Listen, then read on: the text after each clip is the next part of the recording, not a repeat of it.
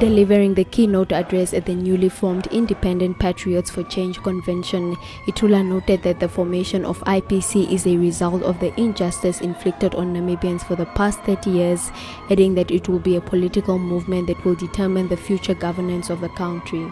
Those men and women that left this country to fight for it went to fight only for three things: the land, our people, and our resources. None went to fight for a political party. None left this country, many of them belonging to a political party.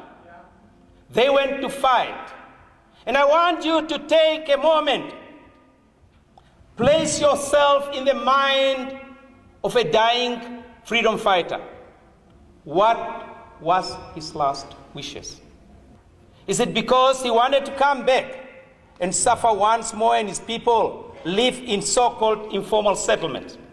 Why are we here today when we thought that last year, as we participated in the independent candidates presidency, that we'll see the victory?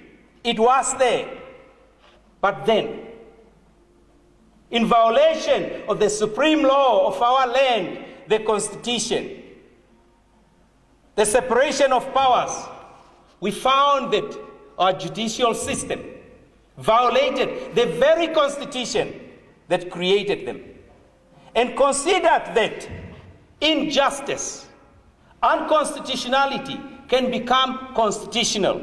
We are now lumbered with an unconstitutional president, an unconstitutional term of office.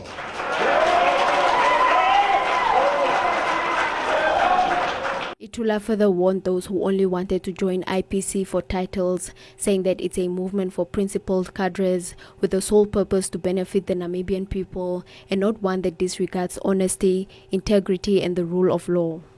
Don't come here if you think that becoming a local authority councillor or regional authority councillor or one day going to parliament is a key to go and become rich. When you look at the assets that has been declared, so much land, so much wealth accumulated by so few in a short period of time, yet so many people are suffering in the villages, that they are suffering in the informal settlements.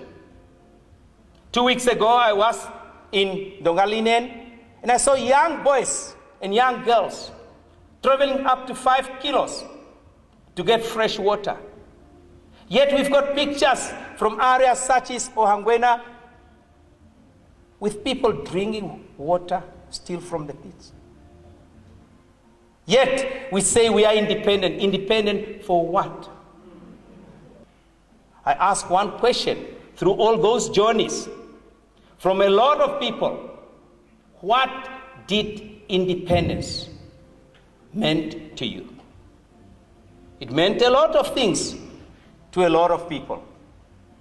It meant an ugly acquisition of wealth to some. But to the majority of our people, 90% still only occupy 10% of our land. Many of our people still don't have proper education. They don't have enough facilities for their education. Go down to Kavango West. Go down to Ochimuhaka, 60 kilos from Rakana and 60 kilos from Epupa, and look at the tents that these children are supposed to be gaining their education. Go down to Makaravan East in Katima. Go down to Dama in Rundu. Twaloloka was and Twaloloka will continue to be. But when we were telling the people in Walvis Bay, bring the fire brigade closer because one day it will catch fire and much will perish, they didn't listen.